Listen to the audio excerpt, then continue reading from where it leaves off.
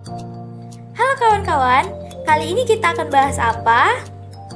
Tahukah kamu kenapa kita bisa batuk? Nah, batuk merupakan pengusiran udara untuk membersihkan paru-paru di saat pernafasan mulai terganggu akibat masuknya benda asing seperti bakteri dan kuman serta kotoran lainnya yang ada di dalam paru-paru.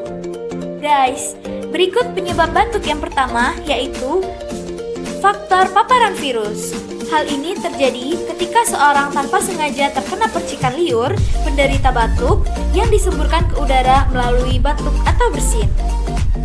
Selanjutnya, faktor daya tahan tubuh. Contohnya seperti kebanyakan minum es. Nah, pada saat anak minum es, apa yang diminum itu menetes perlahan ke kerongkongan dan menyebabkan trakea menjadi dingin sehingga lendir di dalamnya mengental. Batuk pada anak bisa juga disebabkan oleh makanan manis yang berlebihan seperti gula, pada permen, dan makanan manis lainnya. Selanjutnya, faktor lingkungan. Masuknya udara kotor seperti debu dan juga asap rokok ke dalam paru-paru.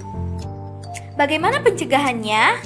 Pencegahan batuk dapat dilakukan dengan cara rajin mencuci tangan dengan sabun dan air mengalir, serta membersihkan tangan dengan hand sanitizer. Menghindari kontak dengan orang yang sedang sakit, lalu menerapkan etika batuk yang baik.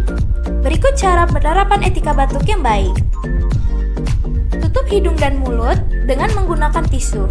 Jika tidak ada tisu, bisa digunakan dengan lengan baju. Segera buang tisu yang sudah dipakai ke dalam tempat sampah. Lalu, cuci tangan dengan sabun dan gunakan masker.